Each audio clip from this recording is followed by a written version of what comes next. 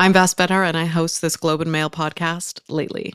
And I'm Katrina Onstead, the show's executive producer. I don't know if you could say this at the workplace anymore, but happy Valentine's Day, Katrina. Yes, happy Valentine's Day to you too. Or, as your economist friends call it, happy an artificial demand spike for greeting cards and chocolate day. And flowers. Where are the flowers true. at?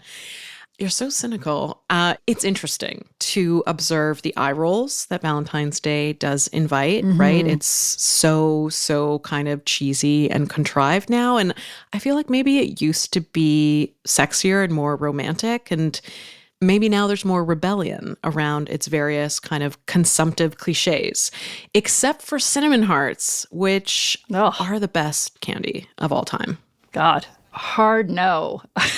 No, you're completely wrong about that. Cinnamon hearts are disgusting.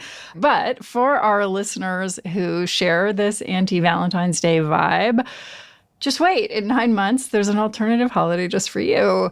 Just hang on and go to China, because on November 11th, it's Singles Day. This started in 2009. It's interesting as kind of Valentine's Day counter-programming, a celebration of solo life. It spread to a few other countries. I don't think it's really taken off here yet. But in China, it's a huge sales event. It's actually a bigger online shopping day there than Black Friday and Cyber Monday. So we wanted to play an ad from discount airline Jetstar that targets Asian flyers. And picture this: beachy waves, romantic restaurants, very vacation-y. Here we go. It's moments like these that I will cherish for a lifetime. Nothing beats that feeling I get When I travel solo. I can rejoice in the exact moment when I know I am making memories that will last a lifetime. I can spend my time indulging in all my favorite desserts. Who said anything about sharing? Your solo adventure awaits this Singles Day. Down with sharing, solo travel. Yay. I'd go. I mean, you just don't want to share your cake with anyone. No, the euphoria of doing something alone. I totally get it. And singles are shaping a world, reshaping a world that's finally starting to recognize this massive demographic shift. And Asia is setting the pace here, right? The average household size is shrinking. And in Canada, at the last census, it was found there were over 18 million single people. More adults in Canada are single than are in relationships right now. Their existence has created what's being called the solo economy, and companies are totally cashing in, right? Not just through products like single-serving foods, but tailoring experiences to people that are doing something, again, solo. There's these travel packages that we've seen, and even ad campaigns, right? Instead of framing singledom as some sort of deficit, we've seen campaigns that are tapping into self-love, independence, friendship, and personal growth instead of traditional quote unquote romance. Right. Like buy your own ring, have your own chocolate. So yes, I think this is true. There's a ongoing decades long destigmatization of being single. But on the other hand, the world still feels very much built for couples and families. There is the so-called single tax, just a phrase used to denote how much more expensive it is in our society to live alone, like higher costs, especially now with inflation, food, and especially rent. Plus, we have a country with a lot of policies that cater to traditional families, like federally protected parental leave. But other kinds of leaves, if you're a person without a family, it's much harder to obtain leave from work. And this election season, politicians will say that they're focused on helping families, but it's not that often that you hear them targeting this massive demographic of singles, actually, in their campaign promises. That's fair. I mean, even if you're single, you're still part of a family. You just maybe haven't started a family of your own. So you could be caring for someone who's elderly in your family or less able. A lot of policies are income tested now in Canada and do account for whether a household is dual income or not. So I don't know, to me, it kind of seems like it's a pretty good time to be single. And plus, we're so enmeshed with tech, even though we're critical of it. I wonder, like, even if you live alone, are you really able to be alone when friends and communities are just a few clicks away. Doing research for this episode, we were kind of delighted to see one stereotype upended, which is that, single people are miserable. Yeah. And in fact, it turns out that unpartnered people can have very high levels of happiness. And the reason is kind of cool because they might be more inclined to turn outward and have stronger social ties. And that's the opposite of what's been called a greedy marriage. I love that phrase. We all know these people, maybe we are these people that once they couple up, they turn inward, they lose their friends. And these broader social connections are obviously the key to happiness. And single people can be very good at cultivating those connections. That's what makes you happy, not cinnamon hearts. Cinnamon hearts could still be a part of that happiness. No. Look, all of this is very much at the heart of the research portfolio of the expert we're chatting with today, Dr. Yuthika Gurme. Her research broadly assesses when and for whom intimate relationships and singlehood foster greater well-being. She's an associate professor of psychology, and she's the director of the Singlehood Experiences and Complexities Underlying Relationships research shop at Simon Fraser University. And we talked to her about this new rise of the solo economy. This is Lately.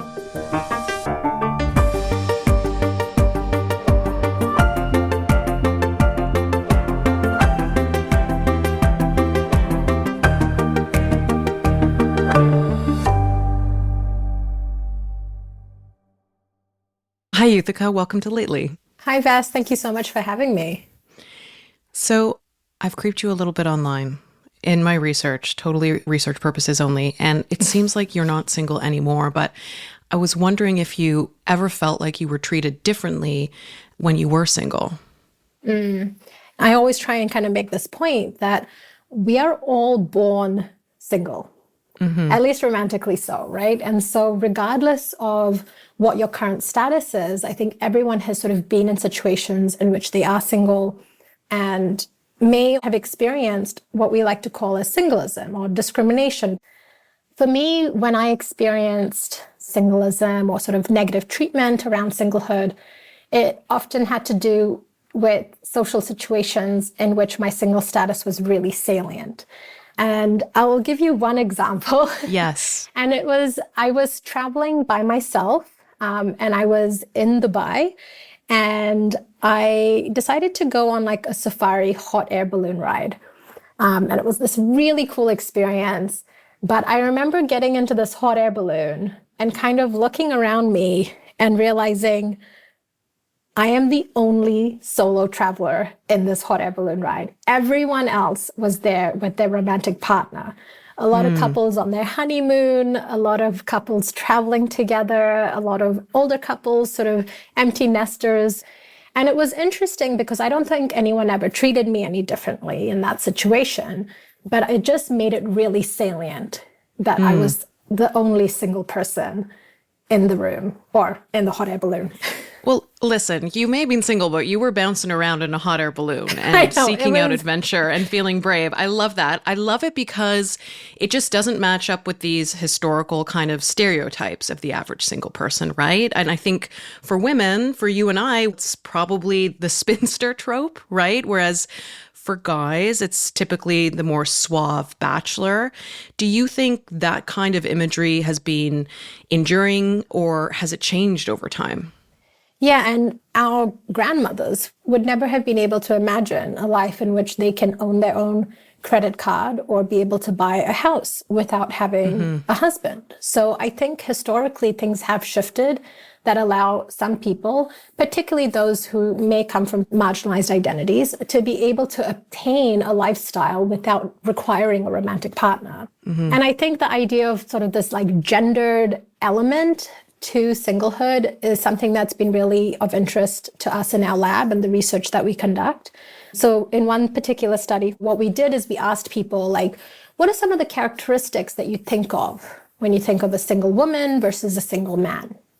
And we essentially found 4 archetypes of single people. And these were largely consistent regardless if people were describing a single woman or a single man.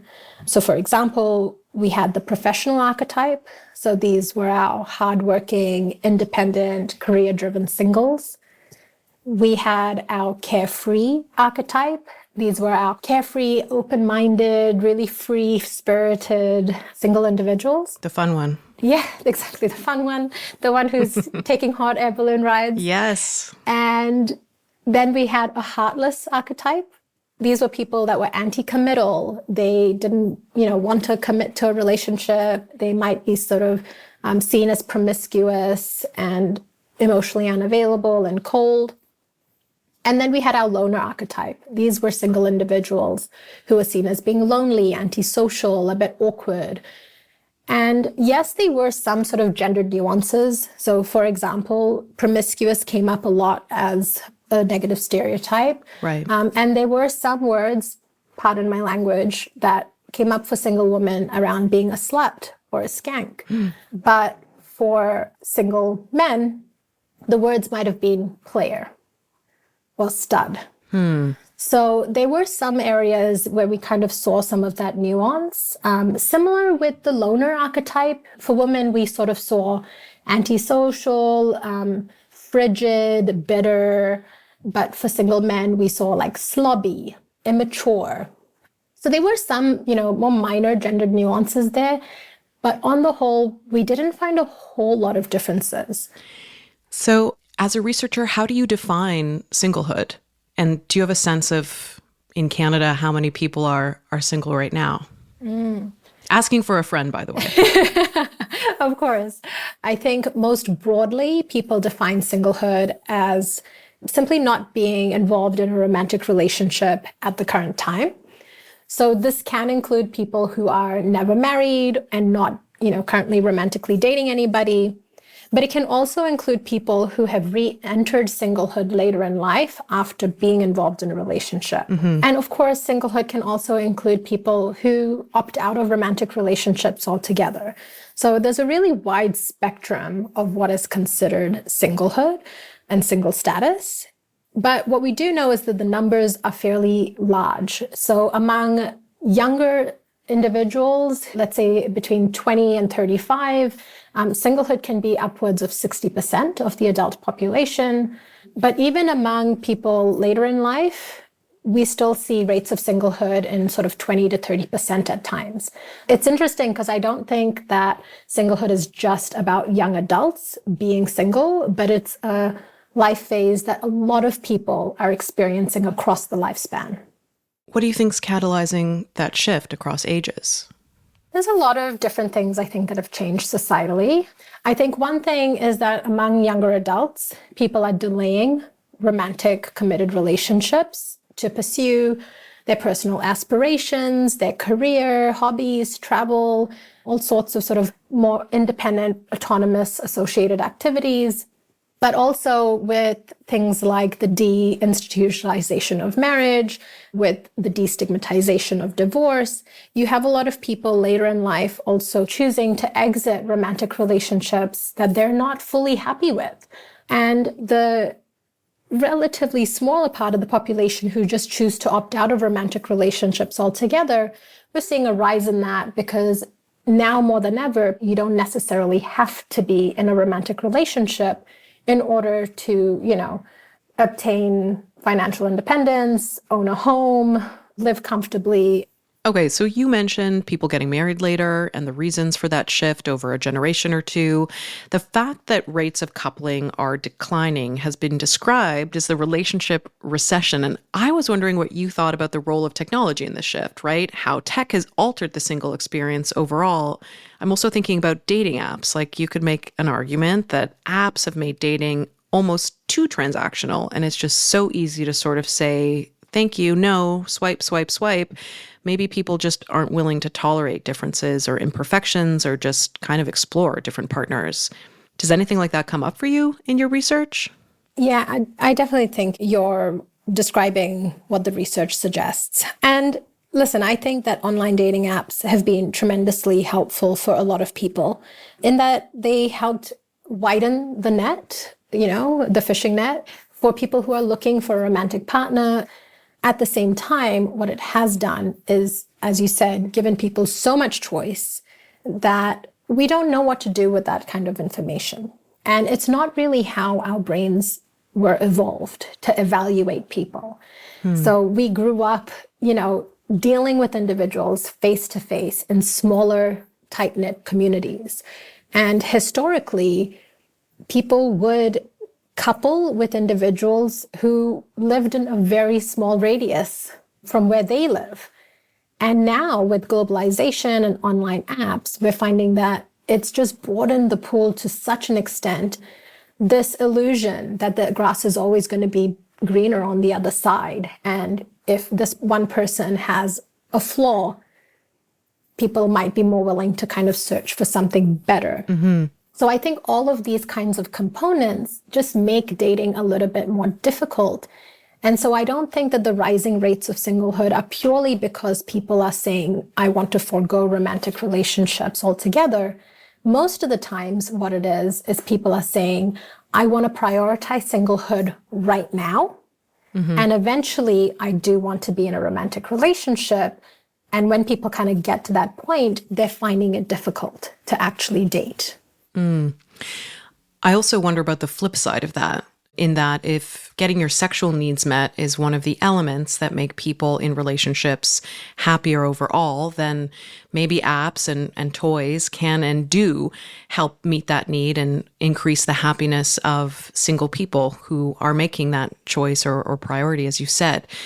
In that way, could hookup apps make single life more appealing? Yeah, 100%. Sexual needs are really important for people. And I think with the sexual revolution and feminist revolution that has happened in society, it's more acceptable to engage in sexual acts outside of the context of a committed relationships or marriage. And so what that's done is that it's delaying needing to get into a committed relationship because people are able to be single and still have their sexual needs met. And keep in mind, they're also getting their emotional needs met because we have lots of important close others in our lives: family, friends, community, colleagues, neighbors. So it's not that single individuals are devoid of all those emotional relatedness needs either. And there's been some really great work by Eubin Park, Jeff McDonald, who show that when single individuals are able to meet their sexual needs, that they're actually really happy being single and they desire a romantic partner less. Well, there's also this big shift on dating apps towards non-monogamy, right? You've seen dedicated apps like Field with 2 E's, no I, or non-monogamous filters on OkCupid and elsewhere. Do you think being exposed to different types of relationships destigmatizes singlehood or makes it more common? Like, I'm wondering, how are these things intertwined? Yeah, that's really interesting. I think with singlehood and consensual and ethical non-monogamy, the big thing here is seeing more examples of people living this way in society, right? Like through social media, through movies and TV programming, or just people writing blogs, sharing their lifestyle on things Thank like you, TikTok. Bridget Jones, Yes. right? Exactly. And it's like having the language and having good examples of how people can live more authentically in a positive way that people feel empowered to is really big. Because if you don't have those examples, it becomes really difficult to know, A, if that's acceptable, and B, be able to model that kind of positive lifestyle. We're seeing a rise in both of these lifestyles because we're talking about it more. So I think that's like a really powerful thing for people.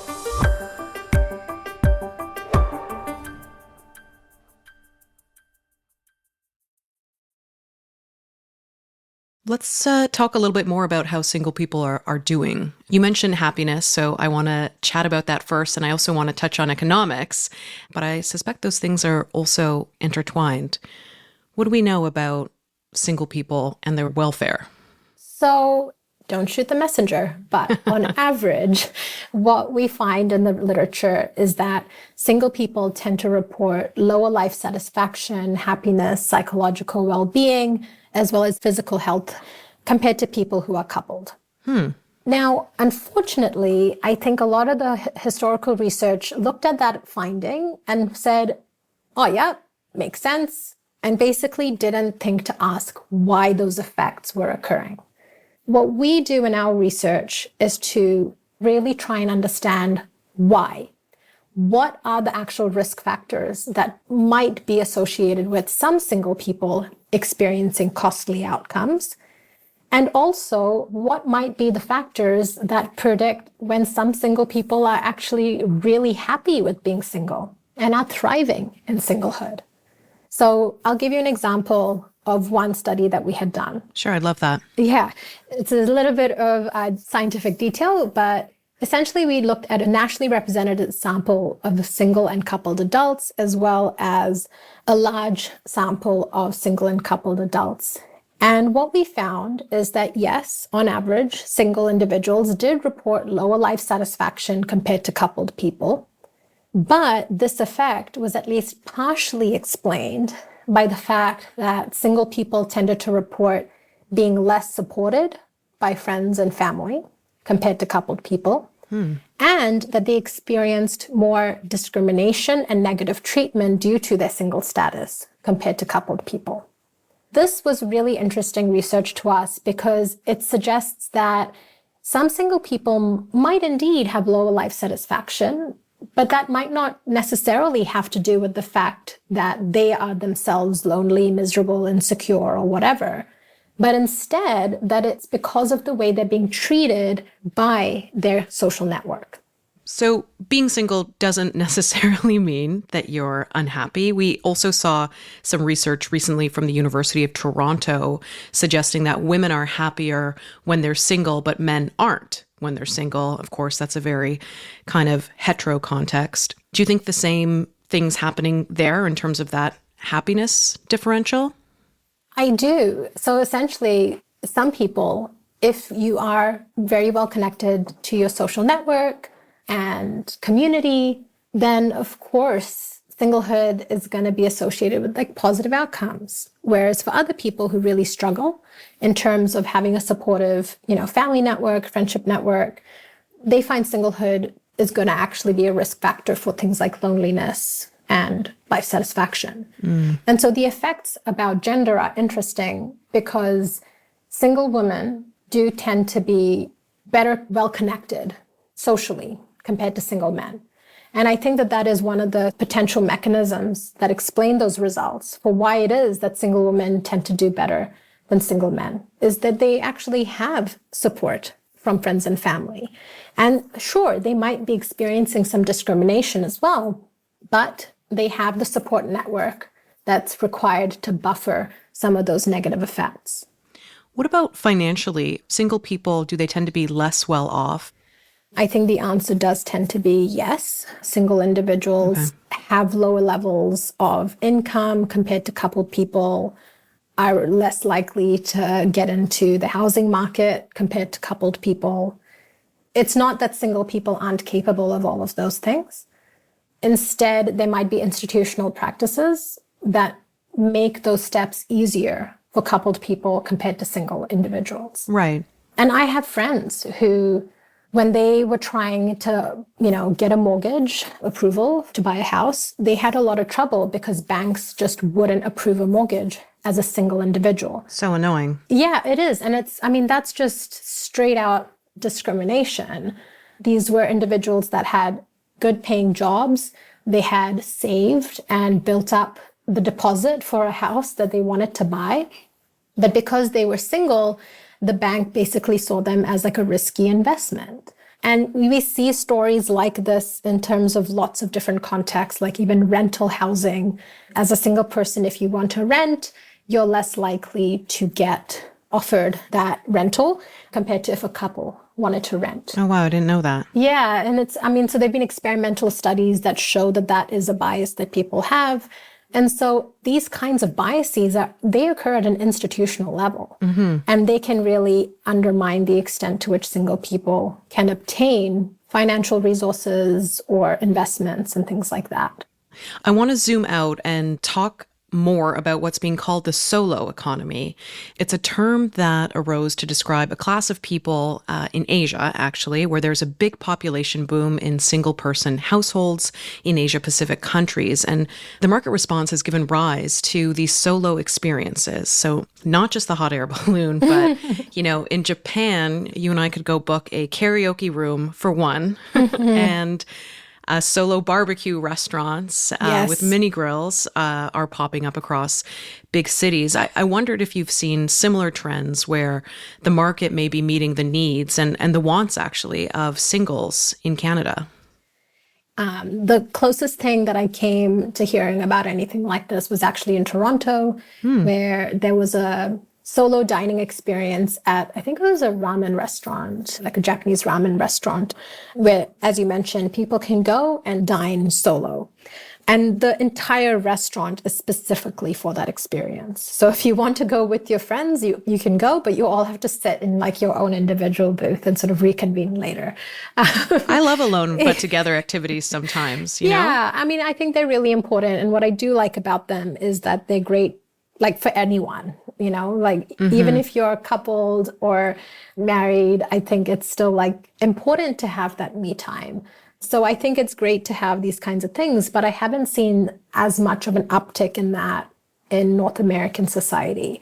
I think in North America, there's still very much this sort of idea that romantic relationships and marriage are on a pedestal, and that's something that people really aspire to. Yeah, I was reading about golfing alone, and I was trying to look for statistics on going to amusement parks alone, because I thought you can really have an advantage as a lone person. You can really skip the line at an amusement park.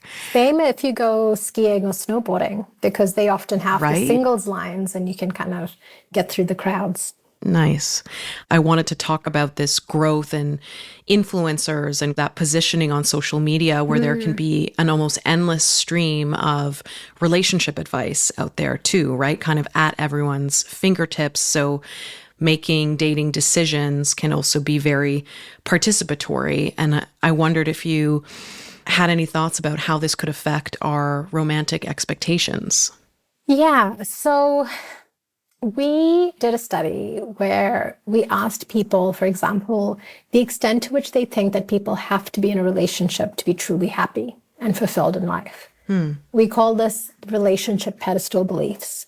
And interestingly, what we found is that when people endorsed relationship pedestal beliefs, it actually made them more fearful of being single, which undermined their life satisfaction.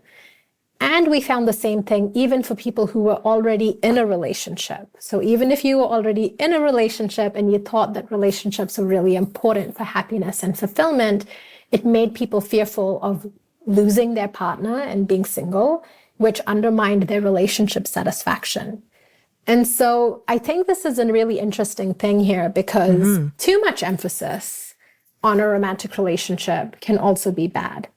And it's really trying to find, like, what's the midpoint here, or what's the balance? And I think we really need to try and emphasize, how can people be happy single? Because, as I said, we're all born single. And regardless of whether people choose to get into relationships or not, that is our sort of starting point. And so being a single person, being more secure, making sure you have like a really strong foundation in terms of your family and friendship support, I think these are all really great things for people to focus on, because if they want to remain single, those things are going to be important for having a fulfilling singlehood life. But if you do want to be in a relationship, having all of that foundation means you're probably going to be making better dating decisions once you kind of do get into that element of trying to figure out who you want to be in a relationship with. We're also seeing people just do more stuff alone, right? Derek Thompson in The Atlantic, he recently published an article that was called The Antisocial Century. And he was reporting on this growth in solo activities, some of which we were talking about earlier, just less socializing overall, more solitary leisure. And he cited that Americans spent even more time alone in 2023 than they did in 2021. Now, that research defines a person as being alone if they are the only person in the room, even if they're on their phone or in front of a computer, which I do think is important to think about. Being alone is not necessarily the same thing as being single, but what's the correlation there? Yeah. Being single doesn't mean being alone. There's a lot of research suggesting that single people actually spend a lot of time with friends, family, community members, really expanding their sense of self. But it is interesting, this digital age means that you might be physically alone. And it's almost like you're outsourcing your social connection to online relationships. And we see this having potentially a detrimental impact, regardless of whether people are single or coupled. Because what we're missing are those more casual encounters with people in person, as well as sort of the more deep and meaningful ones that you can have when you're discussing something or engaging in an activity with a friend, a family member, or a partner in person, as opposed to online. Absolutely. I wanted to talk about companion technologies with you because I was wondering how things like virtual assistants, delivery services, or subscription models might help to streamline life for people who are living solo, maybe making it seem like there's more of a team around them, right? Managing that household or taking on some of that work. How does this change the experience of single life? I think having assisted technology to kind of help with some of that household labor could really be relief to lots of single people who live solo. At the same time, I don't think it alleviates any of the emotional labor involved. So the single person is still the one having to do and take on all that emotional labor. Whereas in a living situation where you get to share that with someone, you can kind of say, well, this person is in charge of meal prep, or this person is in charge of getting all the groceries and planning that out. Right? In a way that I don't think our technology and our AI systems have really caught up yet. But single people still have to carry a lot of that emotional labor. Someone has to turn the Roomba on. Exactly. You know? Exactly. Someone has to charge the Roomba. Right. And set it all up. And pay for it. And pay for it. And read the manual. Oh, Yeah. I'm tired already. And I mean, it's interesting because I've even been seeing some like interesting chatter about AI getting plugged into online dating apps. Oh, no. So even your dating decisions are going to get eventually outsourced. So we'll see. It's an interesting time to be alive. Hey, back to that, it's an interesting time to be single. Yes. You've reminded me that, through the research, we really need to figure out how to be happy single, right? And that's a little bit different for everybody. I want to kind of turn that on its head and ask you, what do you think coupled people should learn from or take away from singles nowadays? I think prioritizing one's own needs is something that couples could take away from single people. I think single people are doing a really great job at saying, this is what I need right now. Here are my boundaries around that. And here's what I need to do to prioritize myself. And I don't think there's anything selfish about that. I feel like we've kind of been tricked or gaslighted into thinking that if we prioritize ourselves in a relationship, then that's like a bad thing. Then you're not paying attention to your partner. You're not prioritizing your relationship. But really, we have to be at peace with who we are to be able to turn up for our partners successfully in a romantic relationship. So I think being able to say, what are the things that I need to do for myself in order to be, happier for myself and be a better partner. I think those are really important messages that coupled people can learn from singles. You're making me think of RuPaul. If you don't love yourself, how in the hell are you going to love somebody else? Amen, sister. Absolutely. Yuthika, thank you so much for joining us today. No worries. Thank you so much for having me.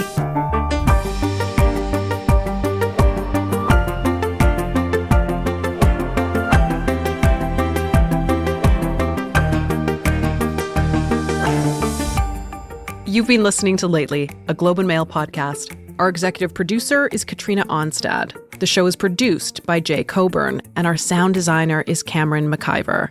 And I'm your host, Vass Bednar. In our show notes, you can subscribe to the Lately newsletter, where the Globe's online culture reporter, Samantha Edwards, unpacks more of the latest in business and technology. A new episode of Lately comes out every Friday, wherever you get your podcasts.